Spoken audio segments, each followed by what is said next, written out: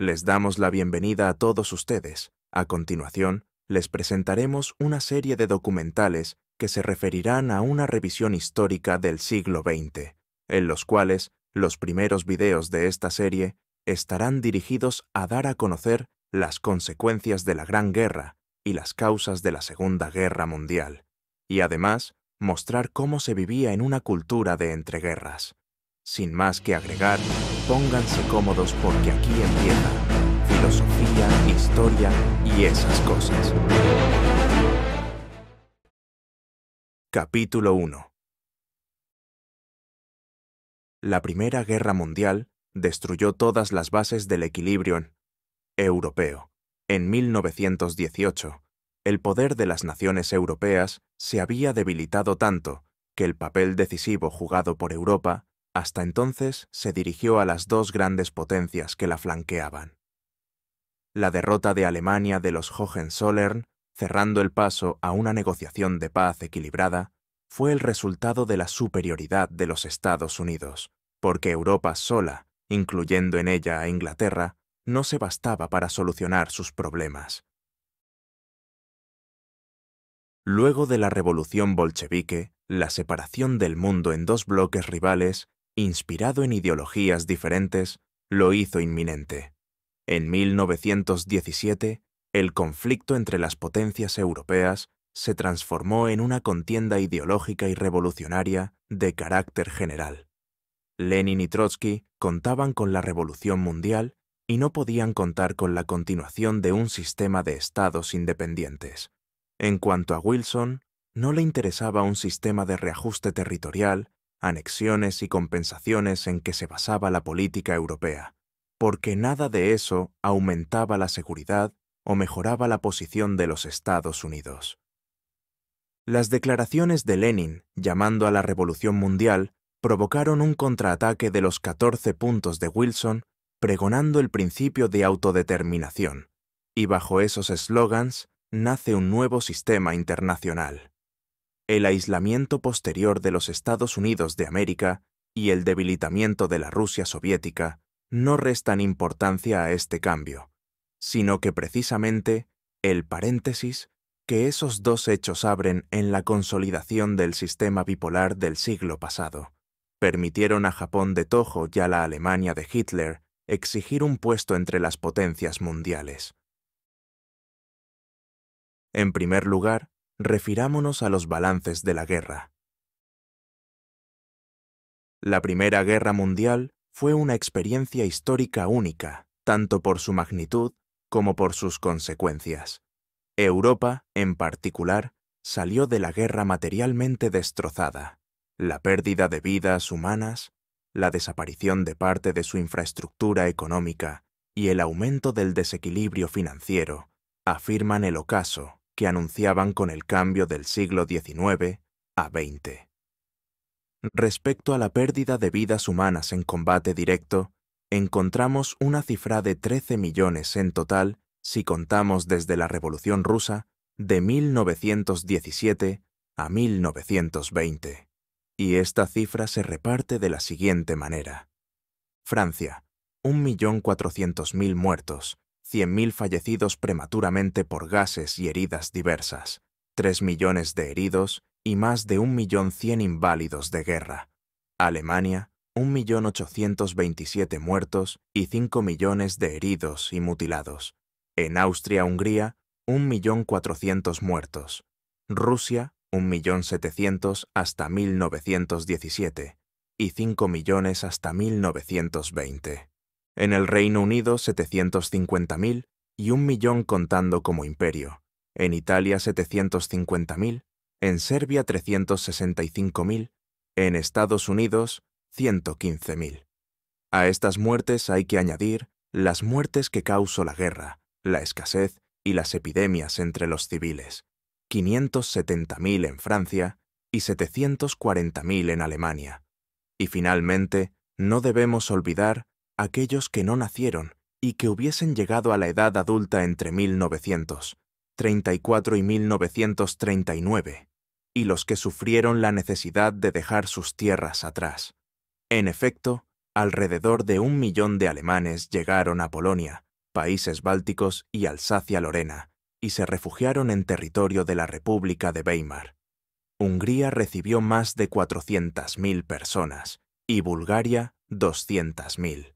Por su parte, el conflicto greco-turco provocará un éxodo de más de 1 millón de griegos.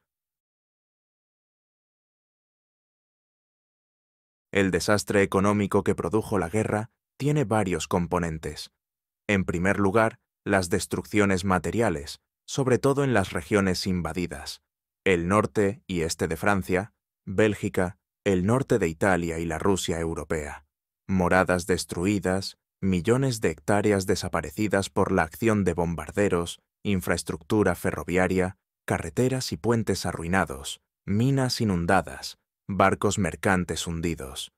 En segundo lugar, una importante caída de la producción en los años posteriores a la guerra. El potencial agrícola se reduce en el 30% y el industrial en el 40%.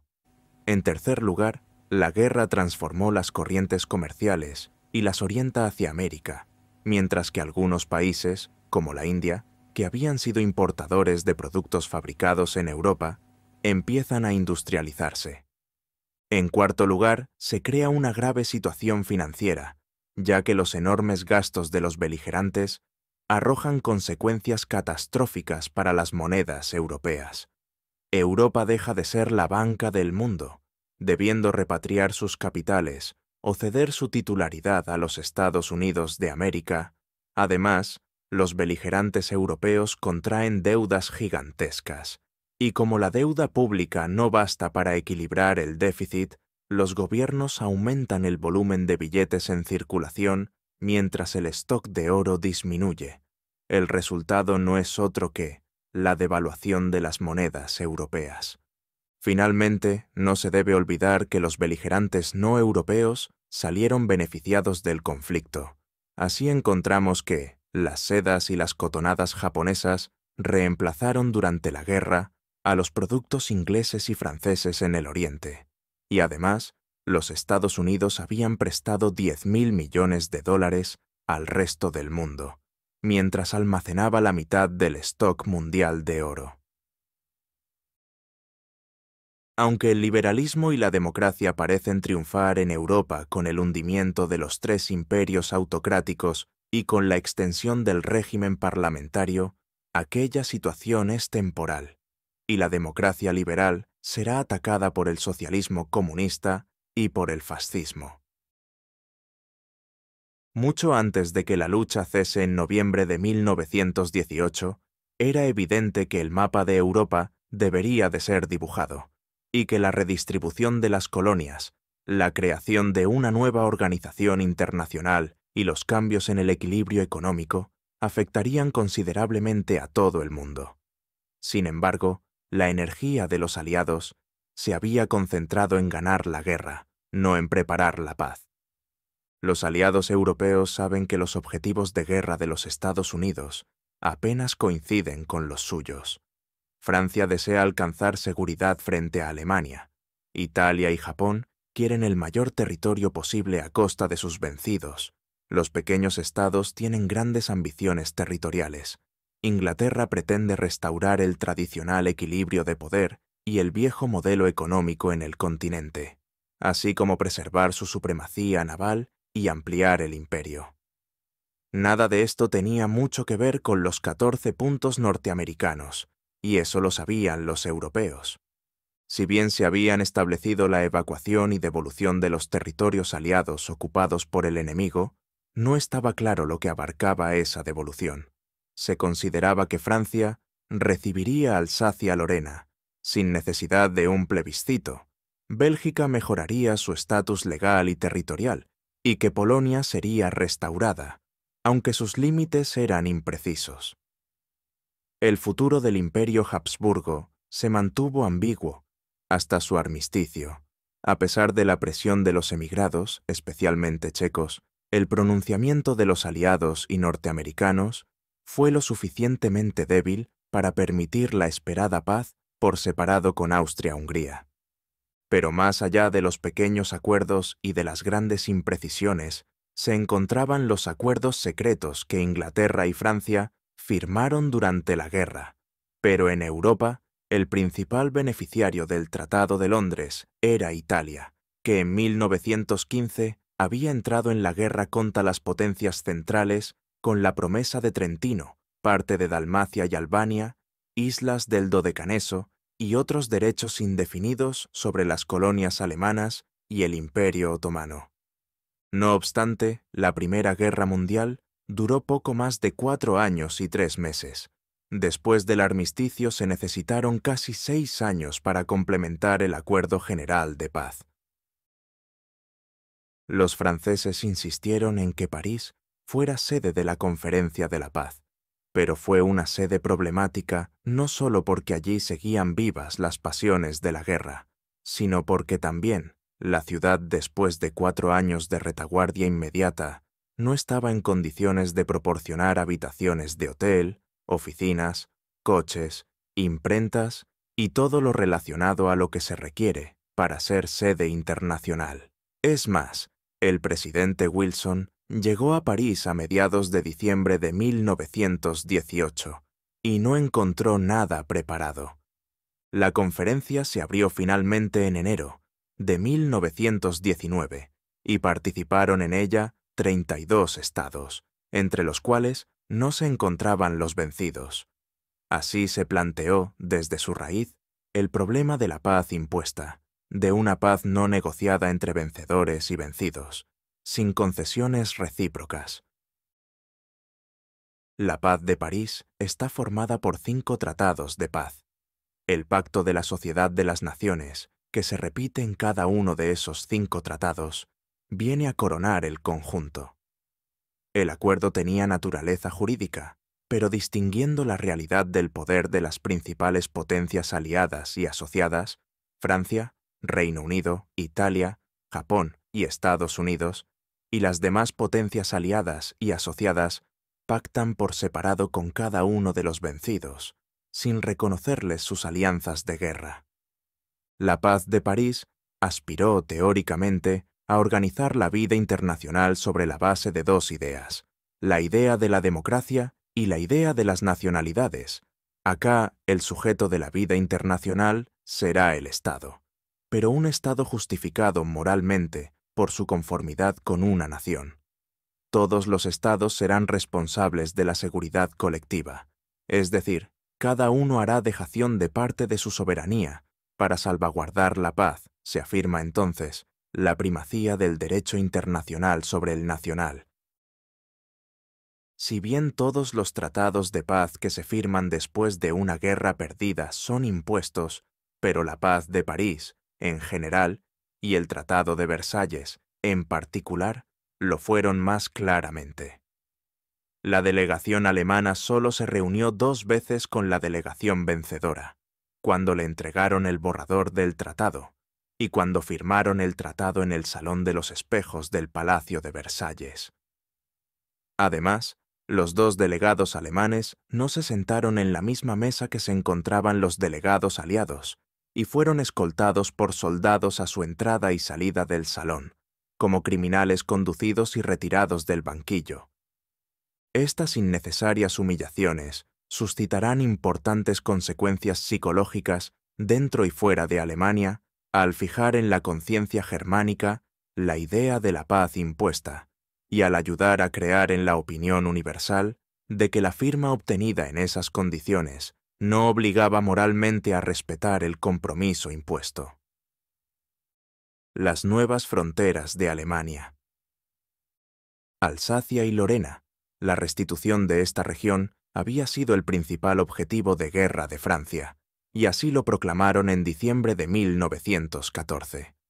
Al tratarse de una restitución, Francia obtuvo la cesión territorial, a través de un procedimiento excepcional, el 11 de noviembre de 1918, fecha del armisticio, en la cual los alemanes de dicha región no podrán optar por las nacionalidades francesas y alemanas, y será el gobierno francés quien decidirá y no se hará cargo de la deuda pública de las provincias, que seguirá siendo responsabilidad alemana. Sarre. Francia, en marzo de 1919, planteó en la Conferencia de la Paz una nueva reivindicación, la anexión de la parte sur de Sarre, porque perteneció a Luis XIV hasta 1850, y la propiedad de todas sus minas, además de un régimen político especial en el norte. Pero Wilson rechazó el argumento histórico francés, y el 9 de abril se llega a un acuerdo definitorio. El gobierno de todo el territorio de Sarre será transferido a la Sociedad de las Naciones por 15 años, y durante ese tiempo, el territorio estará unido económicamente a Francia, quien tendrá la propiedad de sus minas, y al finalizar los 15 años, se realizará un plebiscito para los habitantes de la región, donde podrán optar por 3 soluciones: mantener el régimen internacional, integrarse definitivamente a Francia o integrarse definitivamente a Alemania. Pero este acuerdo desencadenó un importante rechazo popular, obligando a la Comisión de Gobierno a proclamar la ley marcial y llamar al ejército francés para mantener el orden. Reivindicaciones belgas. Las fronteras oeste de Alemania fueron ligeramente modificadas en beneficio belga, anexionando los distritos de Eupen y Malmedy. Aunque Bélgica quiso otras reivindicaciones, las fronteras de 1830 y Luxemburgo, pero la oposición holandesa y británica hizo fracasar su expansionismo. Renania. El gobierno francés quiso separar la Renania occidental de Alemania y llevar las fronteras a las aguas de Rin, pero la oposición absoluta de los aliados obligó a Clemenceau a retirar el apoyo a los sectores que promovían la proclamación de una república renana. El corredor de Danzig. Esta constituye la más importante modificación que sufrió el territorio alemán, y se produjo al este y en beneficio de Polonia, que, a consecuencia del punto 13 de los 14 de Wilson, debía ser reconstituida con salida al mar, pero Alemania tuvo que renunciar a Poznania y parte de la Prusia occidental, y ello formaba un corredor que permitía a Polonia acceder al mar, pero Prusia oriental quedaba separada del resto de Alemania. Aunque en la Prusia occidental predomina la población que hablaba dialéctico polaco, el puerto y la importante ciudad de Danzig eran básicamente alemanas. La Conferencia de la Paz decidió convertir a Danzig en una ciudad libre, controlada por la Sociedad de las Naciones, y con una relación especial con el nuevo Estado polaco. Es más, Danzig quedó incluido en las fronteras aduaneras polacas. Alta Silesia. Al sur de Prusia Oriental, en las regiones de Alestein y Marienwerder, y la Alta Silesia, también fueron sometidos a un plebiscito para fijar la frontera germano-polaca. En el primer caso, el resultado fue pro-alemán, con un 96 y 92%, pero el problema de la Alta Silesia fue difícil de resolver. En el plebiscito celebrado en marzo de 1921, Alemania obtuvo 717.122 votos, mientras que Polonia 483.154. Esta región era rica en minerales, y Alemania quería mantenerla bajo su soberanía. Por ello, Alemania llevó trenes especiales con 195.000 emigrantes que modificaron sensiblemente el resultado. A consecuencia de ello, el 2 de mayo, los habitantes polacos de la región respondieron con un levantamiento que tendrán que enfrentarse a los cuerpos francos alemanes. Luego de restablecer el orden, los aliados confiaron el problema a la Sociedad de las Naciones, que optó por el reparto.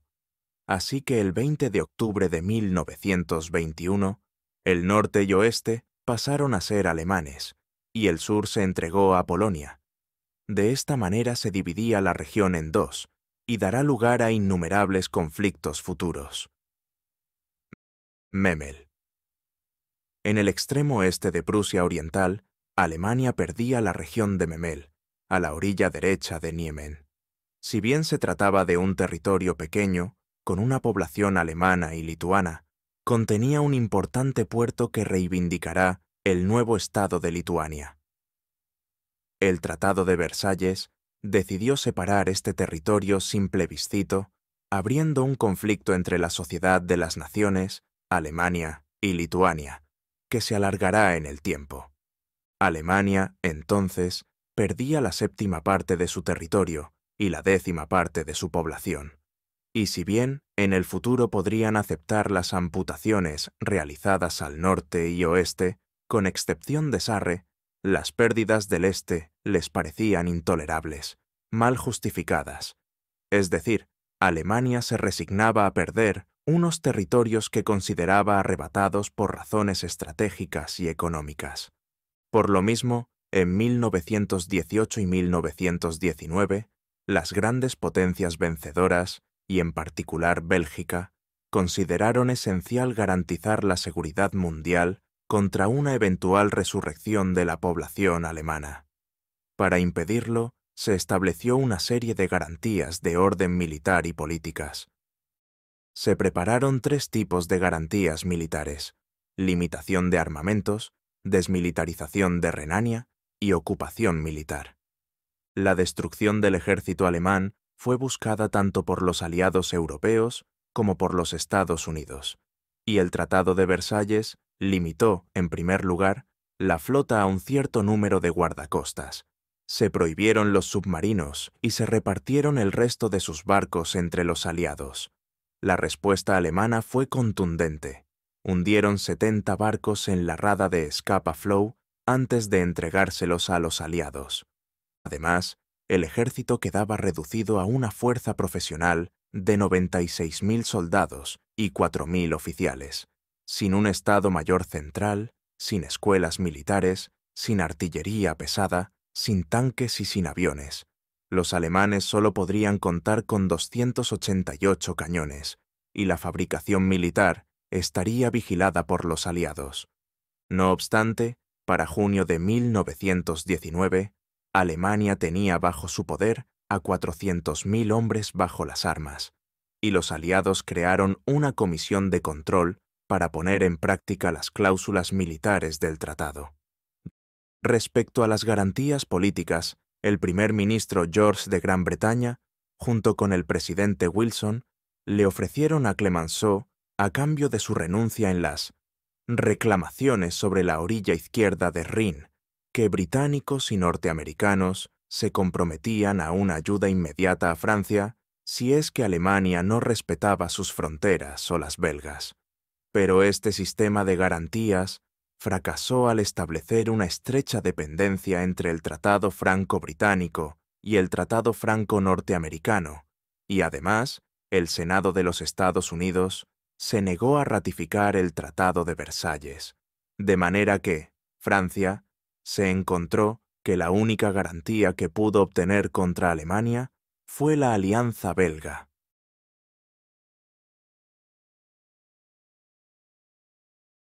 El 4 de noviembre de 1918, los aliados aceptaron concluir la paz con Alemania, y lo hicieron declarando que este país debería compensar los daños causados a las poblaciones civiles de las nacionalidades aliadas y a sus propiedades por la agresión alemana a los países aliados por tierra, mar y aire. Además, los ingleses incluyeron que Alemania debía pagar las pensiones militares de sus soldados. El Tratado de Versalles se ocupó del problema en un texto que se ha hecho famoso al señalar: Alemania reconoce que es responsable, por haberlos causado, de todos los daños sufridos por los gobiernos aliados y asociados y por sus nacionales, como consecuencia de la guerra que les fue impuesta por su agresión. Esto, para la opinión pública, se trataba de una declaración de culpabilidad moral, y para algunos historiadores posteriores, se trataba de una responsabilidad pecuniaria de derecho civil.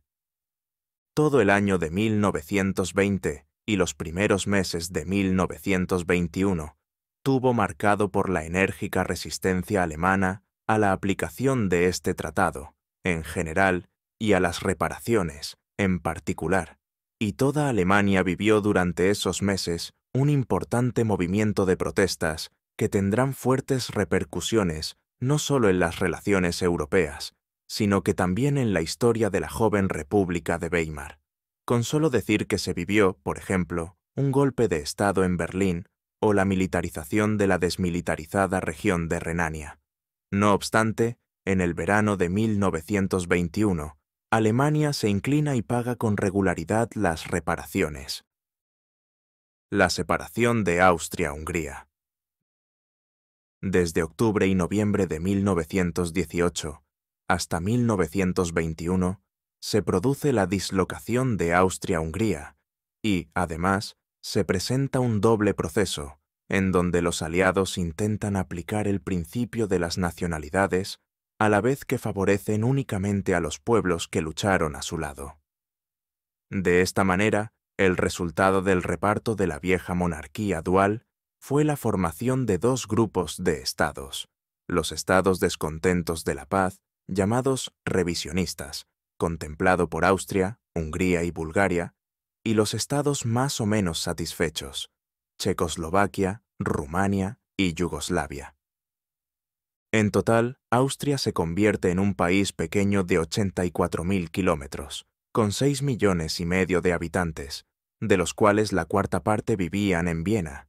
Su ejército quedaba reducido a unos 30.000 hombres.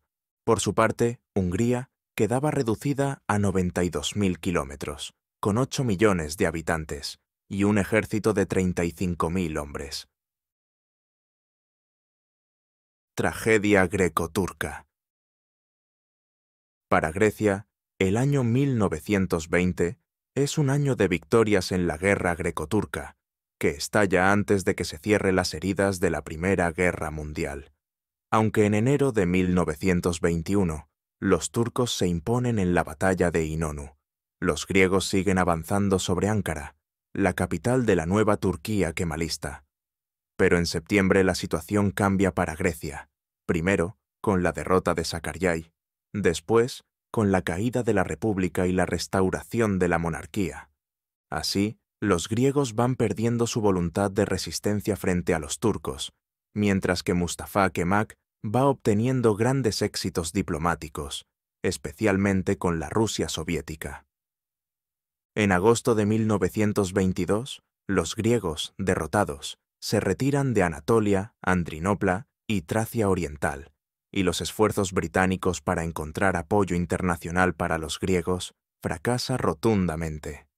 La tragedia de la guerra greco-turca, famosa por sus masacres, se prolonga en la emigración forzada de casi 1,5 millones de personas. El problema soviético. La revolución bolchevique y el establecimiento del régimen soviético en Rusia obligaba a los aliados a plantearse sus relaciones con el nuevo Estado ruso. Además, la revolución había roto las amarras que sujetaban a los pueblos halógenos en el interior de un imperio que siempre habían gobernado los rusos. Uno de los mayores problemas que se plantearon en los primeros momentos de la posguerra fue el de fijar las fronteras del nuevo Estado soviético en 3 áreas fundamentales: el este de Europa, el Asia Central y el Lejano Oriente. En noviembre de 1918, mientras los rusos denunciaban el Tratado de Brest-Litovsk, los aliados dudaban entre 3 fórmulas: negociar con los bolcheviques, luchar abiertamente contra ellos o aplicar una política de bloqueo. En un primer momento, optan por la lucha armada, y a finales de diciembre, los franceses llegan a Odessa y los británicos a Baum, pero aquella actitud tendrá que ser rápidamente modificada ante el avance decidido del Ejército Rojo sobre Ucrania, la Rusia Blanca y países bálticos. No obstante, en abril de 1919 comienza la política de bloqueo, llamada cordón sanitario, y a partir de ese momento, y hasta abril de 1921, los aliados evitarán la lucha directa con soviéticos, retirarán sus tropas de Rusia y apoyarán con dinero y armas a distintos ejércitos blancos. Pero la victoria del Ejército Rojo demostró de manera evidente el fracaso de esta política. Los años 20. La Europa de la posguerra registraba una verdadera hecatombe de la realeza. Los Hohenzollern, los Románov, los Habsburgos perdían sus tronos y con ellos se hundían viejas familias de la nobleza. El cambio social más ostensible registraba este ocaso de los fueros de cuna para darle paso a una sociedad más igualitaria, en la que el excombatiente o el hombre del taller reclamaban una igualdad de derechos, ganados entre el fuego y la sangre de las trincheras, creando así una nueva clase social. La mujer, por su parte, movilizada para las industrias de guerra, había marcado un hito decisivo en el proceso emancipador. La idea de que la mujer podía tener una vida que no estuviera condicionada por su destino biológico de esposa y madre, se abrió camino, contemplando su progresiva ocupación de puestos de trabajos, en gran parte favorecido por el vacío masculino ocasionado por la guerra. Además, el acceso de la mujer a cargos públicos y su participación mediante el derecho al voto se produciría por la creciente incorporación a los programas de los partidos más avanzados de las ideas sobre igualdad. En este sentido, el ejemplo de la Unión Soviética, que osó designar a una mujer para el cargo de embajador en Noruega, fue estímulo para el socialismo occidental. Evolución de las costumbres. El peligro de la muerte, siempre latente en un estado de guerra, justificaba que la vida se ejerciera frenéticamente como contrapeso de la tragedia. La relación del hombre y mujer se hizo directa, carnal, favorecida por la progresiva independencia del sexo femenino. La idea de la libertad para amar se consideró un nuevo derecho en la sociedad soviética como un avance revolucionario, y que ganaba terreno en un país joven como Estados Unidos. La moda femenina como índice sociológico y barómetro de las tendencias de una época fue en la década de 1920 reveladora. La mujer liberó su cintura, redujo su vestido hasta exhibir sus pantorrillas y se cortó el pelo. La sacerdotisa de la nueva moda fue Coco Chanel, que presentaba a la mujer emancipada. El ascenso de los Estados Unidos en su carrera para convertirse en los banqueros del mundo fue proporcionado por el aprovechamiento de las favorables circunstancias aportadas por la guerra. El centro del poder económico mundial pasó, en la década de 1920, de la City de Londres al Wall Street neoyorquino. También la década de 1920 a 1930 quedó como el período estelar de la aeronáutica. Los grandes vuelos eran noticias de primera página y el mundo contemplaba cómo Alcock y Brown volaban de Terranova a Irlanda en 1919, como Byrd sobrevolaba el Polo Norte en 1926, o como Ramón Franco iba de Palos a Buenos Aires. Así, en 1927, llegaría la hazaña más clamorosa de la historia de la aviación, en donde un joven piloto llamado Charles Lindbergh cruzó el Atlántico Norte, volando sin escalas desde Nueva York a París, en un monoplano equipado con un solo motor de 220 caballos de fuerza, invirtiendo 33 horas y 33 minutos. La nivelación social que resultó de la guerra hizo cierta la anticipación de Ford en su idea de construir un automóvil para todos. La difusión del automóvil basada en la construcción de modelos sencillos, de fácil armar y bajo costo, fue el propósito que se fijaron Citroën en Francia, Austin en Inglaterra y Fiat en Italia, siguiendo las líneas trazadas de Ford, quien en 1927 pudo vender 15 millones de vehículos de su célebre modelo T, antecesor de su modelo A. A principios de 1920, aparecieron las primeras radios emisoras, entre las que la BBC de Londres tomó la iniciativa en la programación mundial, y más tarde, el uso de la radiodifusión con fines publicitarios representaría la invasión de los hogares. Por su parte, el cinematógrafo se convirtió en una gran industria. Las grandes firmas americanas, Paramount, Fox, Metro-Goldwyn, eran consorcios que monopolizaban la producción de largometrajes. El cine americano conquistó el mercado mundial. La difusión del cine y la propagación de la radio engendraban una cultura de masas basada en la imagen, A incrementar esta difusión vino, en 1928, la sonorización del cine.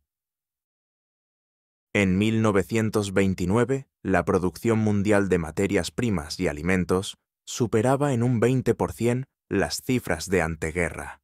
En cuanto a los productos manufacturados, su nivel sobrepasaba en un 25% al de 1914, y los Estados Unidos era el país indiscutible del eje occidental. La vida era mucho más confortable ahora, y el sistema capitalista parecía haber superado el embate de la guerra y el peligroso socialismo soviético. El orbe entero se impregnaba de admiración hacia lo yanqui.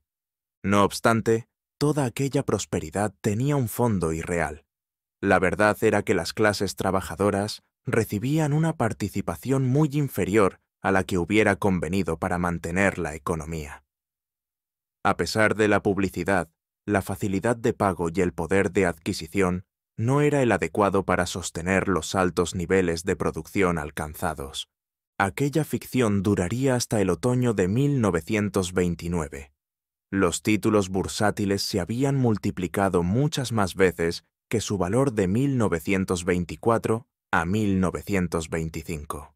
Los sueños se desplomaron como un gran castillo de naipes con el crack de Wall Street.